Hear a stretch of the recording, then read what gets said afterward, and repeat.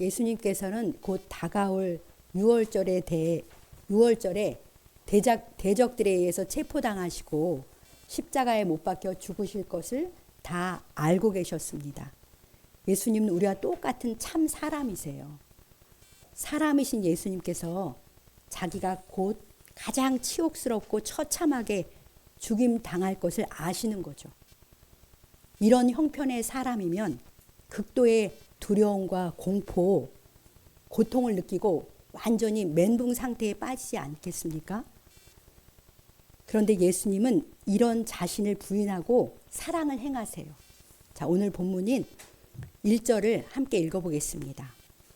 6월절 전에 예수께서 자기가 세상을 떠나 아버지께로 돌아가실 때가 이른 줄 아시고 세상에 있는 자기 사람들을 사랑하시되 끝까지 사랑하시니라. 아멘. 네, 이 말씀 그대로죠. 주님은 자신이 세상을 떠나 곧 아버지께로 돌아가실 때가 됐구나라는 것을 아셨습니다. 그것도 가만히 떠나시는 것이 아니라 정말 처참한 그 고통 가운데 돌아가실 것을 아셨지만 세상에 남게 될 자기 사람들, 그 제자들을 끝까지 사랑하실 때 끝까지 사랑하시는 거예요. 끝까지 사랑하시는 것은 최선을 다해 그렇게 사랑하신다는 거죠. 그렇습니다. 우리 주님은 당시의 제자들 끝까지 사랑하신 것처럼 오늘 세상에 있는 자기 사람들 우리를 사랑하실 때 끝까지 사랑하시는 분이신 줄 믿습니다. 주님은 우리와 똑같은 사람이신데 그 참혹한 죽음을 목전에 두고도 어떻게 이런 사랑을 하실 수가 있을까요? 그것에 대해서 사도행전 10장 38절은 이렇게 말씀하십니다. 예수님의 생애가 이랬다는 거죠. 한번 같이 읽어볼까요? 하나님이 나사렛 예수에게 성령과 능력을 기름 붓듯 하셨음에 그가 두루 다니시며 선한 일을 행하시고 마귀에게 눌린 모든 사람을 고치셨으니 이는 하나님이 함께 하셨습니다. 아멘. 네, 하나님 아버지께서 나사렛 예수, 사람이신 예수님에게 성령과 능력을 기름 붓듯 하셨다는 거예요. 그리고 마지막에 보니까 하나님께서 아버지 하나님이 늘 함께 계셨기 때문에 주님은 이렇게 도저히 부인할 수 없는 상황에서도 자기를 부인하고 사랑을 행하실 수 있었던 것입니다. 그러니까 성령 충만하셨기 때문에 두려움도 이기고 괴로움도 이기고 흔들림이 없이 아버지의 뜻을 끝까지 행하실 수 있었던 것이죠. 이처럼 예수님은 이 땅에 사시는 동안에 모든 순간에 아버지 하나님과 성령님과 온전히 하나 되어서 행하셨던 것입니다. 반면에 오늘 본문 2절을 보십시오. 제가 한번 읽어보겠습니다. 본문 2절입니다. 마귀가 벌써 시몬의 아들 가룟 유다의 마음에 예수를 팔려는 생각을 넣었더라. 네, 이때 마귀는 유다에게 역사해서 유다 마음에 예수님을 팔려는 생각을 넣었습니다. 같은 식사 자리에 앉아 있지만 예수님은 성령이 충만하여서 아버지의 마음과 생각으로 가득 차 있으신데요. 유다는 죽이고 멸망시키려는 마귀의 생각으로 가득 차 있습니다. 오늘 우리들의 생각과 마음도 이처럼 보이지 않는 영적 세력에 의해서 지배를 받고 있는 거예요. 성령께서 주시는 마음과 생각으로 충만할 수도 있고요. 마귀가 주는 생각에 사로잡힐 수도 있습니다. 그렇기 때문에 우리는 항상 깨어서 내 마음과 생각을 성령과 말씀으로 지켜야 해요. 생명의 근원은 바로 내 마음에서 나오기 때문입니다.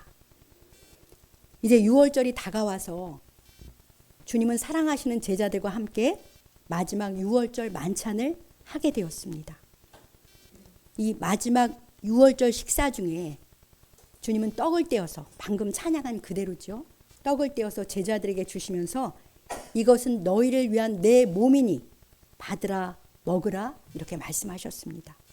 또 잔을 건네시면서 이것은 너희를 위하여 흘리는 바 나의 피 언약의 피니 받으라 마시라 명령하셨습니다. 이렇게 떡과 잔을 제자들과 함께 나누시면서 너희도 이것을 행하여 나를 기념하라.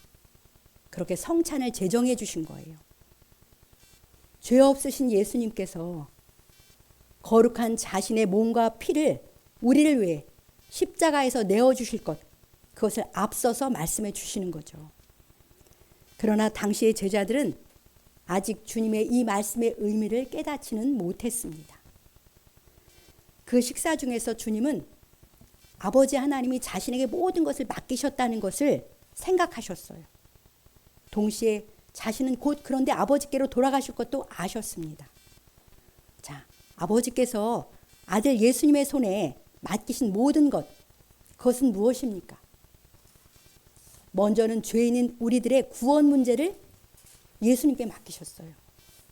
그리고 그 구원 문제를 위해, 그래서 예수님은 그 구원 문제를 위해서 십자가 죽음을 향해서 순종하며 지금 나아가고 계시는 거죠. 또 주님이 다 이루실 그 구원의 소식을 온 세상에 전해서 사람들이 구원받게 하는 일도 예수님께 맡기셨어요. 그래서 이 땅에 하나님 나라를 세워가야 하는 것이죠. 그런데 이 모든 것을 맡으신 예수님은 곧 아버지께로 돌아가실 거잖아요. 그러면 하나님 아버지가 맡기신 그 크고 귀한 사명, 복음 전파와 하나님 나라를 세우는 일은 어떻게 되는 건가요?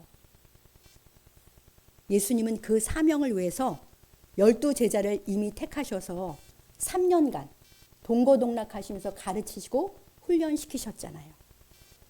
이제 남겨질 그들에게 이 큰 사명을 맡기셔야 합니다. 그러니 지금 예수님의 마음은 남겨질 그 제자들에게로 향할 수밖에 없을 거 아니에요. 그래서 주님은 그들을 끝까지 최선을 다해서 사랑하시고 섬기기로 하신 거예요. 떠나신 후에 이 세상에 남겨질 제자들에게 각인될 만한 그런 행동을 보여주시기로 한 거죠.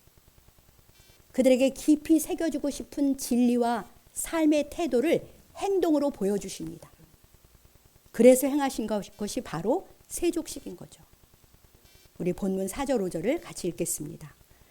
저녁 잡수시던 자리에서 일어나 겉옷을 벗고 수건을 가져다가 허리에 두르시고 이에 대야에 물을 떠서 제자들의 발을 씻으시고 그 두르신 수건으로 닦기를 시작하여. 네, 이 장면을 상상해 보십시오. 주님이시고 선생님이신 예수님께서 갑자기 식사 자리에서 일어나시더니 겉옷을 벗으시고는 수건을 가져다가 허리에 두르십니다. 당시 종들이 주인을 섬기려고 하는 행동을 그대로 취하시는 거예요. 종의 모습을 취하시는 거죠.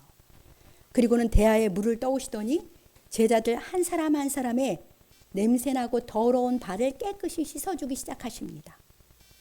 몸을 굽히고 고개를 숙이고 지극히 비천한 종이 되셔서 제자들의 더러운 발을 씻어주시고는 허리에 두른 수건으로 물기까지 닦아주시면서 깨끗하게 씻겨주셨습니다. 제자들이 얼마나 놀라고 황송했을까요? 그들은 샌들을 신고 다니기 때문에 발에 먼지가 항상 많이 묻어서 유난히 발이 더럽다고 해요. 그 더러운 발을 씻기는 일은 종들이나 하는 비천한 일인데 그 낮고 천한 일을 메시아이신 주님께서 손수하시다니요. 지극히 높으신 주님께서 정말 비천한 종들의 발을 손수 씻겨 주십니다. 지존하신 하나님께서 피조물들의 발을 씻어 주시는 거예요. 제자들은 이 말도 안 되는 주님의 행하심에 놀라서 그저 아무 말도 못하고 얼떨결에 발을 내놓으며 씻겨주시는 대로 있었을 것입니다. 왜 그러실까? 그저 황송할 따름이었겠죠. 이제 베드로 차례가 되었습니다. 6절을 보면 베드로가 이렇게 말합니다. 주여, 주님께서 어떻게 종인 제 발을 씻으실 수가 있습니까? 그리고 8절에는 제 발을 절대로 씻길 수 없습니다.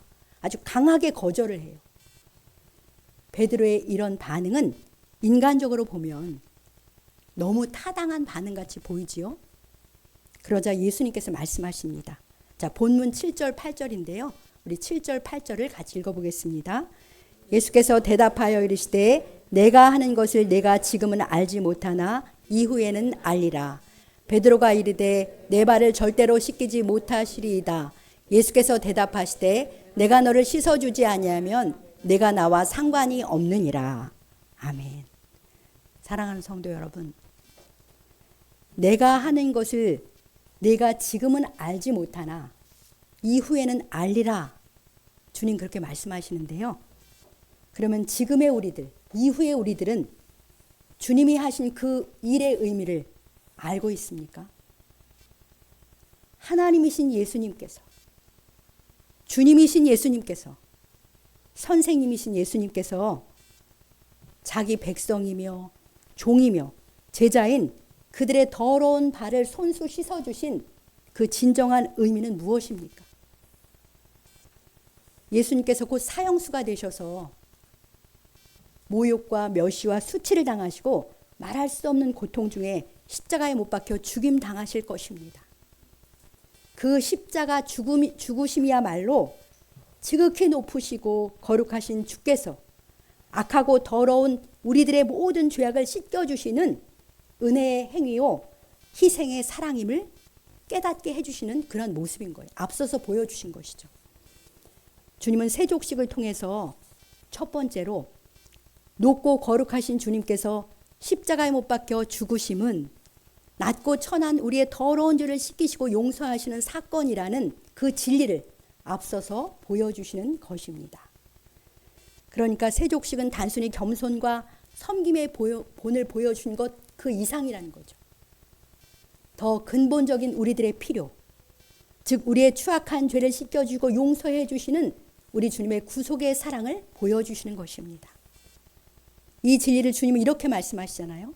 내가 너를 씻어주지 아니하면 내가 나와 상관이 없다. 그렇게 말씀하세요. 그렇습니다. 주 예수님께서 주 예수님의 피로 내 죄가 씻기지 않으면 나는 주님과 상관이 없는 사람이에요. 주님과 상관이 없다라는 말은 주님 안에서 얻게 되는 모든 분깃, 몫이 없다는 뜻입니다. 주님 안에서 얻게 되는 몫이 내게 없다는 것은 구원받지 못한 채 저주 아래 있다라는 그런 의미예요. 우리는 반드시 주님과 상관이 있어야 합니다. 다시 말하면 반드시 주님의 은혜를 받아야 합니다. 그래야 살아요. 주님의 죄사함의 은혜, 용서의 은혜, 구원의 은혜를 받아야 우리는 살아납니다. 지극히 높으시고 거룩하신 우리 주님의 한량없는 은혜와 사랑이 우리들에게는 언제나 필요해요. 아무리 황송해도 우리에게는 주님이 은혜로 주시는 목, 분깃이 반드시 있어야 할 줄 믿습니다. 사랑하는 성도 여러분, 여러분들은 주님께서 주시는 놀라운 분깃을 은혜로 받으셨습니까? 아멘인 줄 믿습니다. 주님께서 피 흘려 죽기까지 하시면서 우리에게 베풀어 주신, 나에게 베풀어 주신 몫은 무엇입니까? 그 은혜의 몫은 무엇입니까?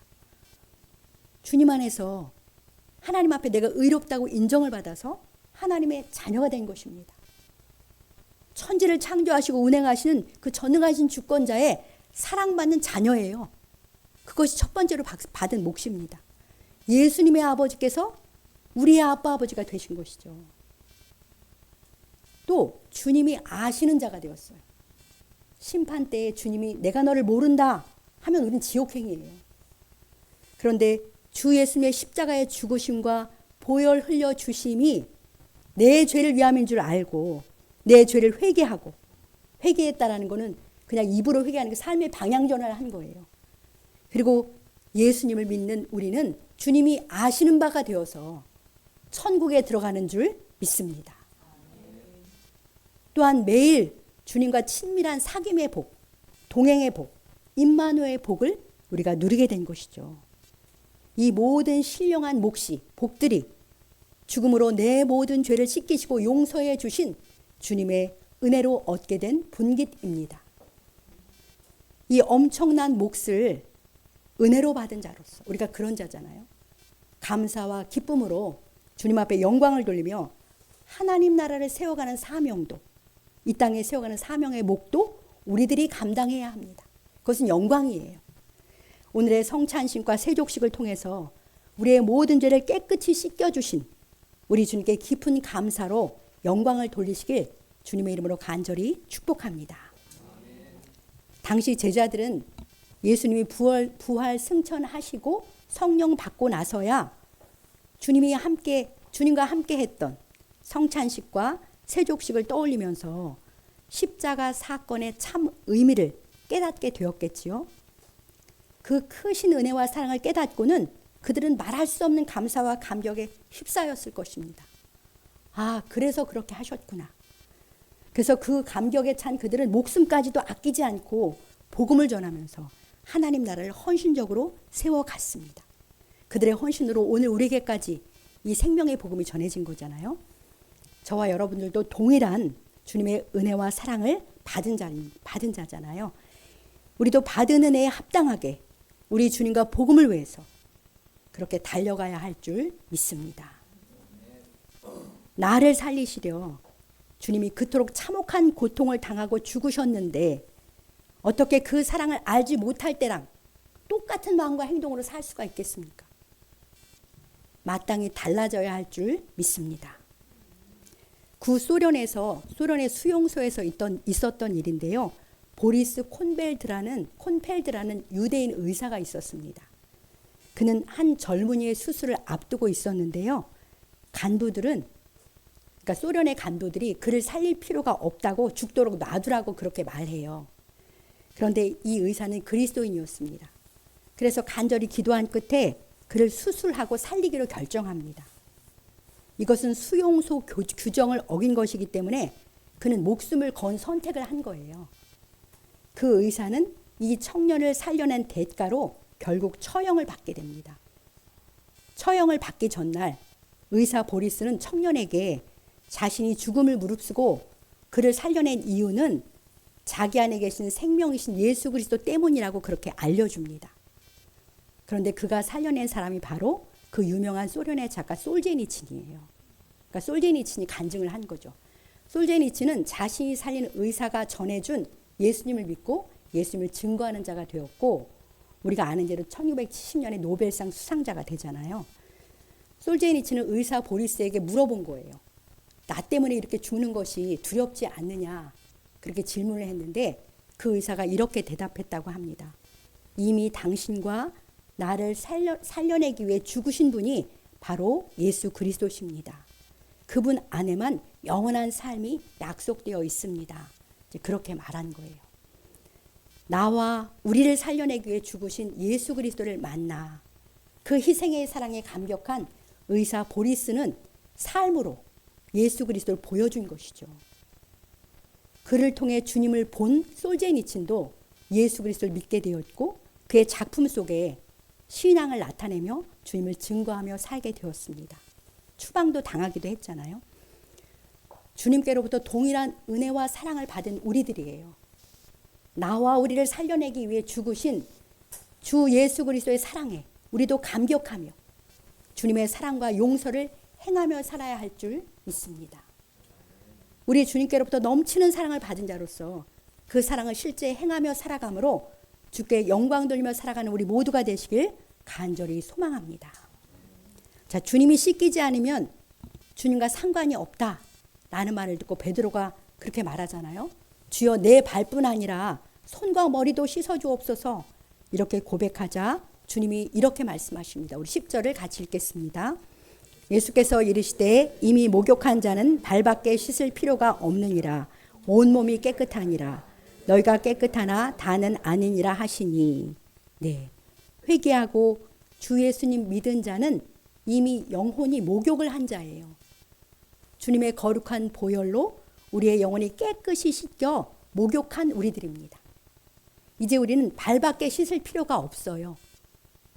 주님의 보혈로 죄사함 받은 우리지만 세상에 살면서 또 매일 여러 가지 죄를 짓고 사는 우리들이잖아요.